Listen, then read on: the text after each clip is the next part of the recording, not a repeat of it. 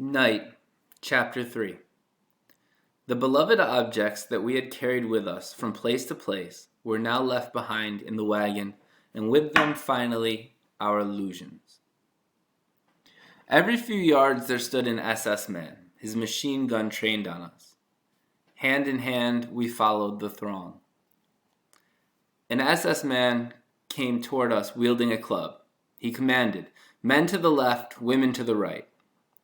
8 words spoken quietly, indifferently, without emotion. 8 simple, short words. Yet that was the moment when I left my mother. There was no time to think, and I already felt my father's hand press against mine. We were alone. In a fraction of a second, I could see my mother, my sisters, moving to the right. Tzipora was holding mother's hand. I saw them walking farther and farther away. Mother was stroking my sister's blonde hair, as if to protect her, and I walked on with my father, with the men.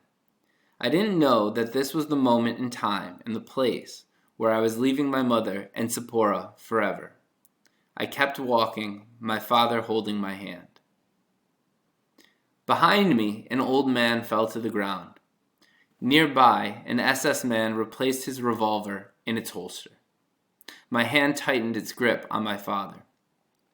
All I could think of was not to lose him, not to remain alone. The SS officers gave the order, "Form ranks of 5." There was a tumult. It was imperative to stay together. "Hey kid, how old are you?" The man interrogating me was an inmate. I could not see his face, but his voice was weary and warm. 15. "No, you're 18. "But I'm not," I said. "I'm 15. "Fool, listen to what I say." Then he asked my father, who answered, "I'm 50. "No," the man now sounded angry. "Not 50, you're 40. Do you hear? 18 and 40. He disappeared into the darkness. Another inmate appeared, unleashing a stream of invectives. "Sons of bitches, why have you come here? Tell me, why?" Someone dared to reply, "What do you think? That we came here out of our own free will? That we asked to come here?" The others seemed ready to kill him. "Shut up, you moron, or I'll tear you to pieces. You should have hanged yourselves rather than come here. Didn't you know what was in store for you here in Auschwitz? You didn't know? In 1944? True, we didn't know. Nobody had told us. He couldn't believe his ears. His tone became even harsher. "Over there, do you see the chimney over there? Do you see it? And the flames, do you see them?" Yes, we saw the flames. "Over there, that's where they will take you. Over there will be your grave. You still don't understand? You sons of bitches, don't you understand anything? You will be burned to a cinder, turned into ashes." His anger changed into fury. We stood stunned, petrified. Could this be just a nightmare? An unimaginable nightmare? I heard whispers around me. "We must do something. We can't let them kill us like that, like cattle in the slaughterhouse. We must revolt." There were among us a few tough young men. They actually had knives and were urging us to attack the armed guards. One of them was muttering, "Let the world learn about the existence of Auschwitz. Let everybody find out about it while they still have a chance to escape." But the older men begged their sons not to be foolish. "We mustn't give up hope. Even now, as the sword hangs over our heads, so taught our sages." The wind of revolt died down. We continued to walk until we came to a crossroads. Standing in the middle of it was, though I didn't know it then, Dr. Mengele, the notorious Dr. Mengele.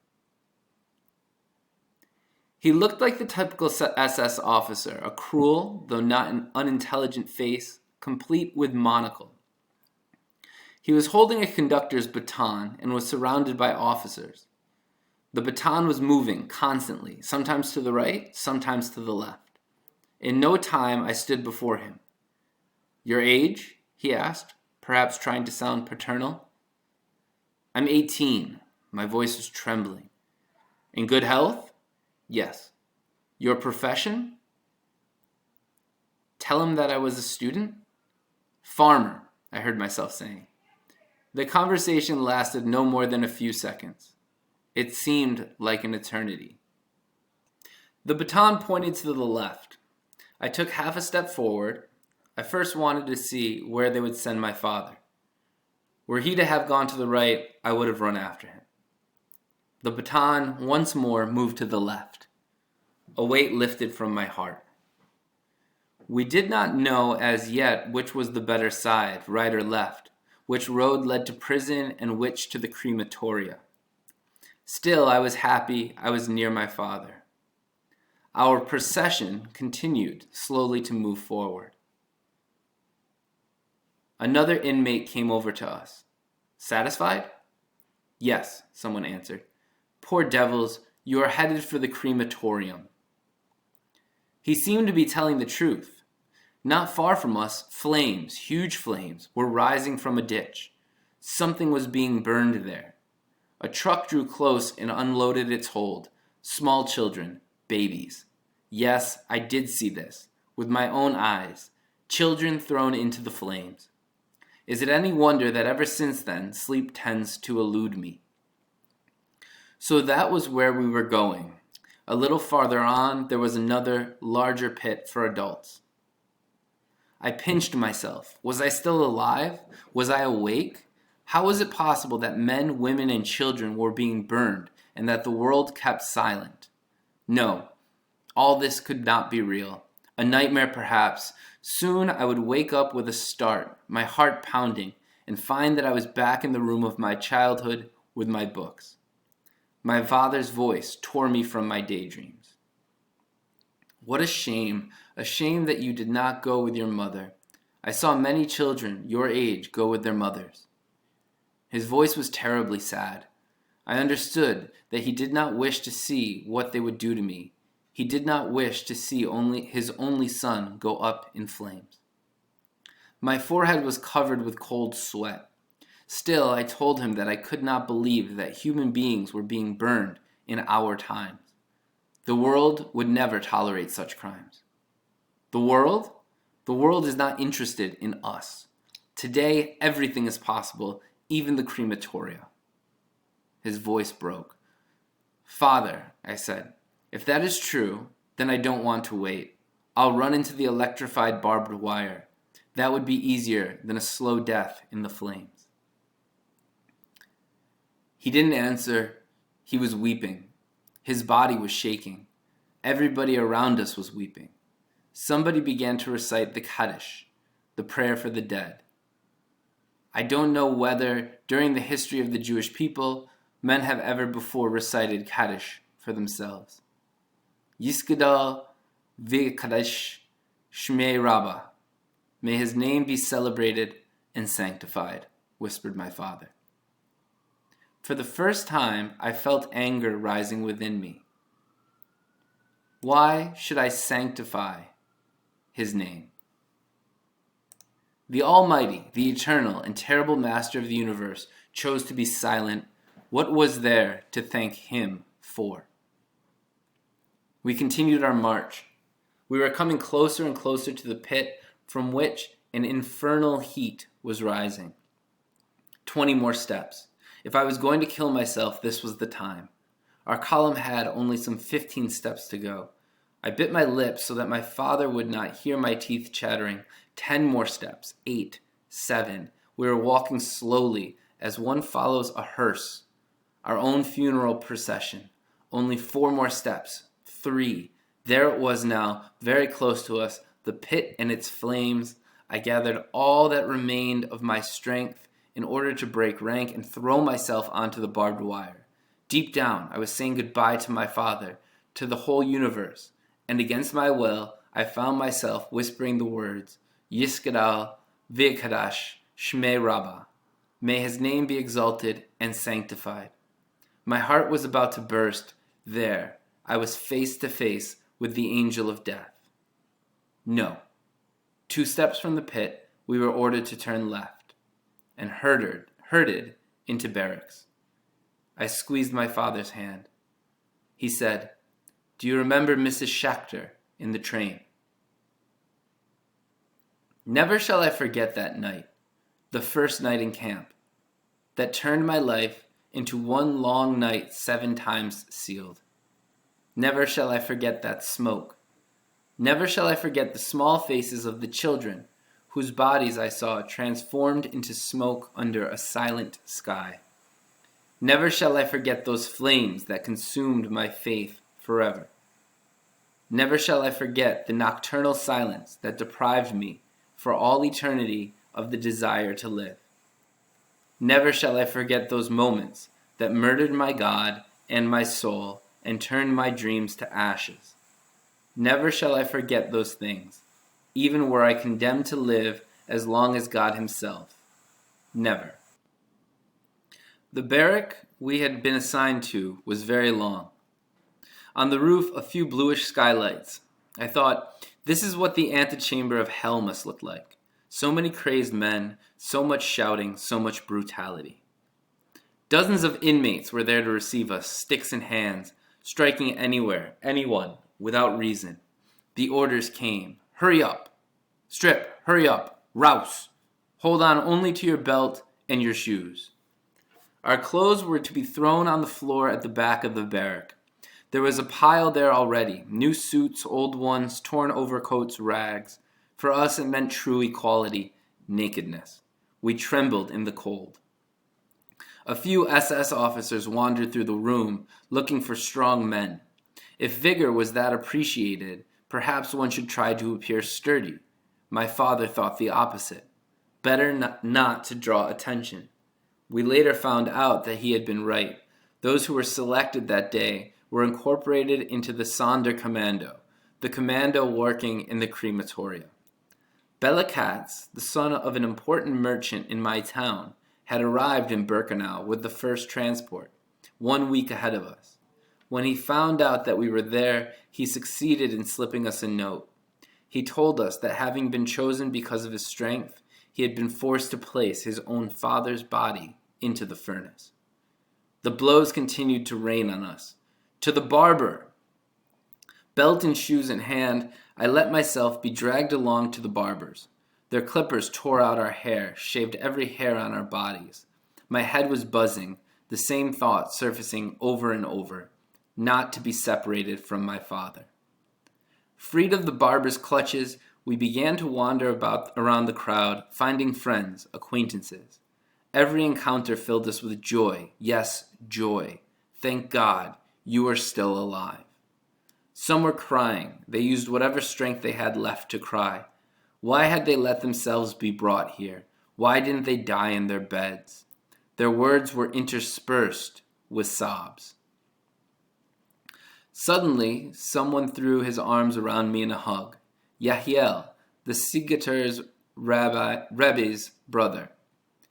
He was weeping bitterly. I thought he was crying with joy at still being alive. Don't cry, Yahiel, I said. Don't waste your tears. Not cry? We're on the threshold of death. Soon we shall be inside. Do you understand? Inside. How could I not cry? I watched darkness fade through the bluish skylights in the roof. I no longer was afraid. I was overcome by fatigue. The absent no longer entered our thoughts. One spoke of them. Who knows what happened to them? But their fate was not on our minds. We were incapable of thinking. Our senses were numbed. Everything was fading into a fog. We no longer clung to anything. The instincts of self-preservation and self-defense, of pride, had all deserted us. In one terrifying moment of lucidity, I thought of us as damned souls wandering through the void, souls condemned to wander through space until the end of time, seeking redemption, seeking oblivion, without any hope of finding either. Around 5 o'clock in the morning, we were expelled from the barrack. The capos were beating us again, but I no longer felt the pain. A glacial wind was enveloping us. We were naked, holding our shoes and belts. In order. Run. And we ran. After a few minutes of running, a new barrack. A barrel of foul-smelling liquid stood by the door, disinfected. Everybody soaked it in. Then came a hot shower, all very fast. As we left the showers, we were chased outside and ordered to run some more. Another barrack, the storeroom. Very long tables, mountains of prison garb. As we ran, they threw the clothes at us, pants, jackets, shirts. In a few seconds, we had ceased to be men. Had the situation not been so tragic, we might have laughed. We looked pretty strange. Mayor Katz, a colossus, wore a child's pants, and Stern, a skinny little fellow, was floundering in a huge jacket. We immediately started to switch. I glanced over at my father. How changed he looked. His eyes were veiled. I wanted to tell him something, but I didn't know what. The night had passed completely.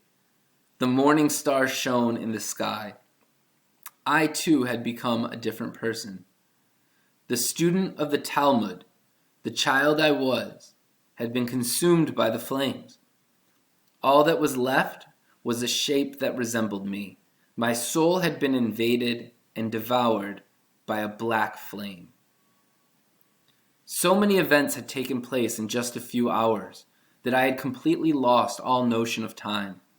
When had we left our homes? And the ghetto? And the train only a week ago? One night? One single night? How long had we been standing in the freezing wind? 1 hour? A single hour? 60 minutes? Surely it was a dream. Not far from us, prisoners were at work. Some were digging holes, others were carrying sand. None as much as glanced at us. We were withered trees in the heart of a desert. Behind me, people were talking. I had no desire to listen to what they were saying or to know who was speaking and what about. Nobody dared raise his voice, even though there was no guard around. We whispered, perhaps because of the thick smoke that poisoned the air and stung the throat. We were herded into yet another barrack inside the gypsy camp. We fell into ranks of 5. And now, stop moving. There was no floor, a roof, and 4 walls. Our feet sank into the mud. Again, the waiting. I fell asleep standing up. I dreamed of a bed, of my mother's hand on my face. I woke. I was standing, my feet in the mud. Some people collapsed, sliding into the mud. Others shouted, "Are you crazy? We were told to stand. Do you want to get us all in trouble?" As if all the troubles in the world were not already upon us. Little by little, we all sat down in the mud, but we had to get up whenever a capo came in to check if, by chance, somebody had a new pair of shoes. If so, we had to hand them over. No use protesting. The blows multiplied, and in the end, one still had to hand them over. I had new shoes myself, but as they were covered with a thick coat of mud, they had not been noticed. I thanked God in an improvised prayer for having created mud in his infinite and wondrous universe. Suddenly, the silence became more oppressive. An SS officer had come in, and with him, the smell of the angel of death. We stared at his fleshy lips. He harangued us from the center of the barrack. "You are in a concentration camp, in Auschwitz." A pause. He was observing the effect his words had produced. His face remained in my memory to this day. A tall man in his 30s, crime written all over his forehead and his gaze. He looked at us as one would a pack of leprous dogs clinging to life. "Remember," he went on, "remember it always. Let it be graven in your memories. You are in Auschwitz, and Auschwitz is not a convalescent home. It is a concentration camp. Here, you must work. If you don't, you will go straight to the chimney, to the crematorium. Work or crematorium, the choice is yours. We had already lived through a lot that night. We thought that nothing could frighten us anymore, but his harsh words sent shivers through us. The word chimney here was not an abstraction. It floated in the air, mingled with the smoke. It was perhaps the only word that had a real meaning in this place. He left the barrack. The capos arrived, shouting, "All specialists, locksmiths, carpenters, electricians, watchmakers, one step forward." The rest of us were transferred to yet another barrack, this one of stone. We had permission to sit down. A gypsy inmate was in charge. My father suddenly had a colic attack. He got up and asked politely in German, "Excuse me, could you tell me where the toilets are located?" The gypsy stared at him for a long time from head to toe, as if he wished to ascertain that the person addressing him was actually a creature of flesh and bone, a human being with a body and a belly. Then, as if waking from a deep sleep, he slapped my father with such force that he fell down and then crawled back to his place on all fours. I stood petrified. What had happened to me? My father had just been struck in front of me, and I had not even blinked. I had watched and kept silent. Only yesterday I would have dug my nails into this criminal's flesh. Had I changed that much, so fast? Remorse began to gnaw at me. All I could think was, I shall never forgive them for this. My father must have guessed my thoughts because he whispered in my ear, "It doesn't hurt." His cheek still bore the red mark of the hand. Everybody outside. A dozen or so gypsies came to join our guard. The clubs and whips were cracking around me. My feet were running on their own. I tried to protect myself from the blows by hiding behind others. It was spring. The sun was shining. Fall in, 5 by 5. The prisoners I had glimpsed that morning were working nearby. No guard in sight, only the chimney's shadows. Lulled by the sunshine of my dreams, I felt someone pulling at my sleeve.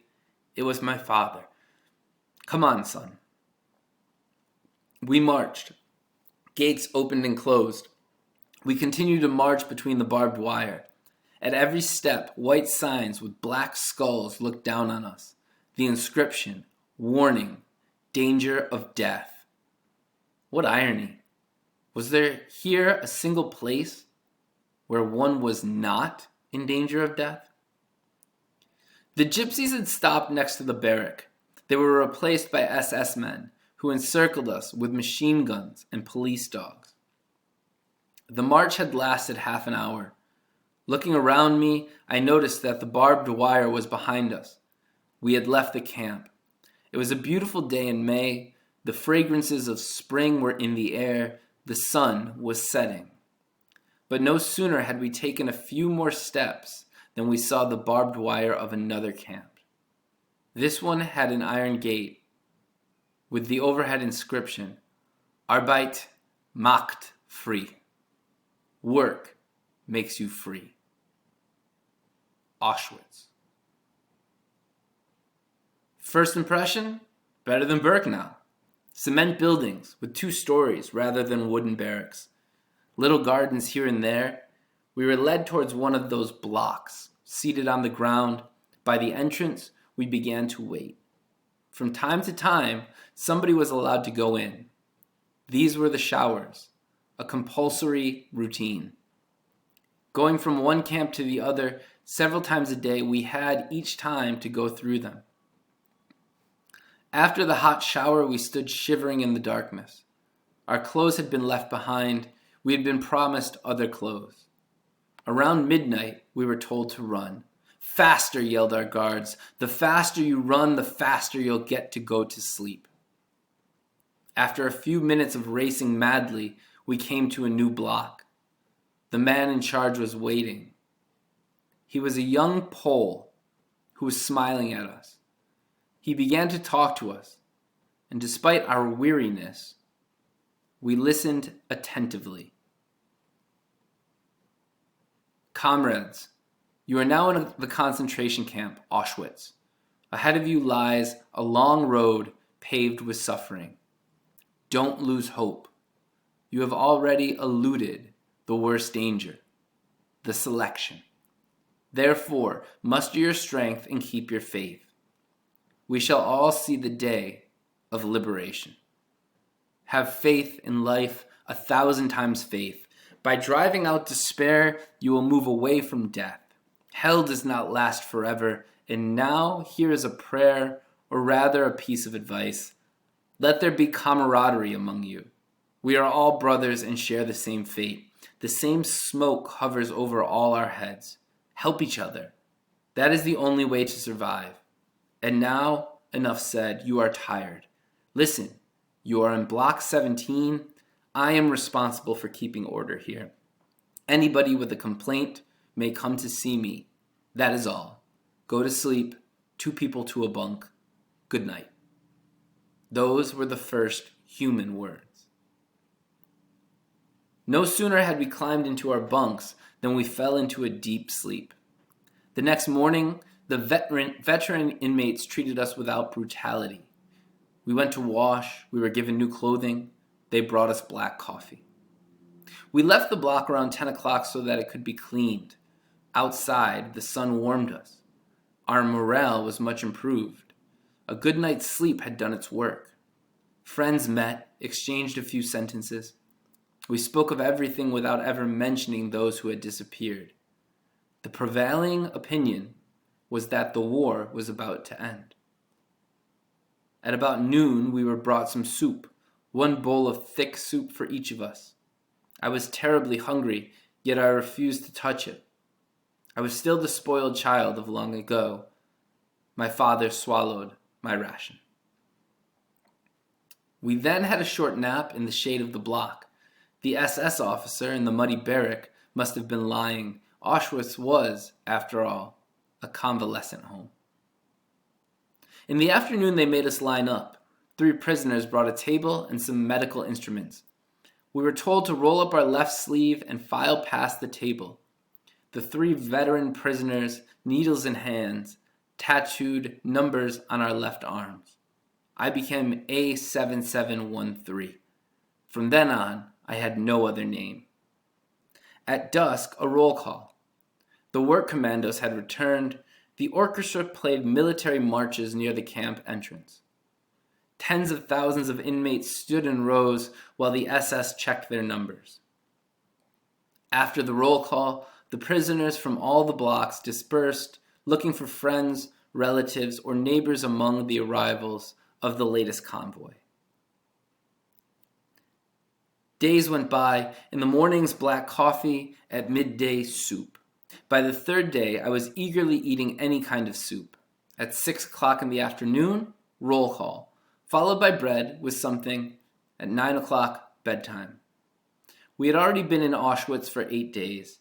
It was after roll call. We stood waiting for the bell announcing its end. Suddenly, I noticed someone passing between the rows. I heard him ask, "Who among you is Weissel from Siget?" The person looked at us. The person looking for us was a small fellow with spectacles and a wizened face. My father answered, "That's me, Weissel from Siget." The fellow's eyes narrowed.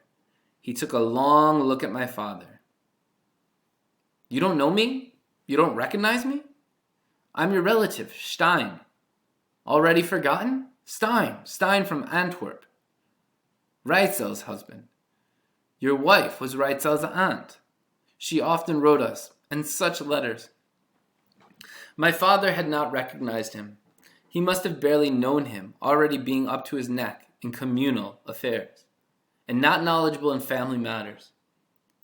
He was always elsewhere, lost in thought. Once a cousin came to see us in Siget. She had stayed at our house and eaten at our table for 2 weeks before my father noticed her presence for the first time. No, he did not remember Stein. I recognized him right away. I had known Reitzel, his wife, before she had left for Belgium. He told us that he had been deported in 1942. He said, "I heard people say that a transport had arrived from your region, and I came to look for you. I thought you might have some news of Reitzel and my 2 small boys who stayed in Antwerp." I knew nothing about them. Since 1940, my mother had not received a single letter from them, but I lied. Yes, my mother did hear from them. Reitzel's fine. So are the children. He was weeping with joy. He would have liked to stay longer to learn more details, to soak up the good news. But an SS was heading in our direction, and he had to go, telling us that he would come back the next day. The bell announced that we were dismissed. We went to fetch the evening meal, bread and margarine. I was terribly hungry and swallowed my ration on the spot. My father told me, "You mustn't eat all at once. Tomorrow is another day." But seeing that his advice had come too late and that there was nothing left of my ration, he didn't even start his own. "Me, I'm not hungry," he said. We remained in Auschwitz for 3 weeks. We had nothing to do. We slept a lot, in the afternoon and at night. Our one goal was to avoid the transports, to stay here as long as possible. It wasn't difficult. It was enough never to sign up as a skilled worker. The unskilled were kept until the end. At the start of the 3rd week, our Blockel test was removed. He was judged too humane. The new one was ferocious, and his aides were veritable monsters. The good days were over. We began to wonder whether it wouldn't be better to let ourselves be chosen for the next transport. Stein, our relative from Antwerp, continued to visit us, and from time to time he would bring half a portion of bread. "Here, this is for you, Eliezer." Every time he came, tears would roll down his icy cheeks. He would often say to my father, "Take care of your son. He is very weak, very dehydrated. Take care of yourselves. You must avoid selection. Eat anything, anytime.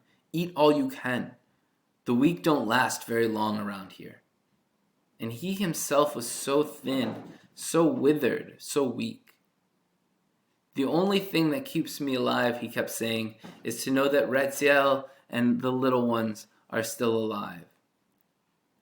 Were it not for them, I would give up." One evening, he came to see us, his face radiant. "A transport just arrived from Antwerp. I shall go see them tomorrow. Surely they will have news." He left. We never saw him again. He had been given the news. The real news. Evenings. As we lay on our cots, we sometimes tried to sing a few Hasidic melodies. Akiba Drumer would break our hearts with his deep, grave voice. Some men spoke of God, his mysterious ways, the sins of the Jewish people, and the redemption to come. As for me, I had ceased to pray. I concurred with Job. I was not denying his existence, but I doubted his absolute justice. Akiba Drumer said, "God is testing us. He wants to see whether we are capable of overcoming our base instincts, of killing the Satan within ourselves. We have no right to despair. And if he punishes us mercilessly, it is a sign that he loves us that much more." Hirsch Genude, well versed in Kabbalah, spoke of the end of the world and the coming of the Messiah. From time to time, in the middle of all that talk, a thought crossed my mind. Where is Mother right now? And Zipporah? "Mother is still a young woman," my father once said. "She must be in a labor camp. And Zipporah? She is a big girl now. She too must be in a camp." How we would have liked to believe that. We pretended. For what if one of us still did believe? All the skilled workers had already been sent to other camps. Only about 100 of us, simple laborers, were left. "Today it's your turn," announced the block secretary. "You are leaving with the next transport." At 10 o'clock we were handed our daily ration of bread. A dozen or so SS surrounded us. At the gate, the sign proclaimed that work meant freedom. We were counted, and there we were, in the countryside, on a sunny road. In the sky, a few small white clouds. We were walking slowly. The guards were in no hurry. We were glad of it. As we were passing through some of the villages, many Germans watched us, showing no surprise. No doubt they had seen quite a few of these processions. On the way, we saw some young German girls. The guards began to tease them. The girls giggled. They allowed themselves to be kissed and tickled, bursting with laughter.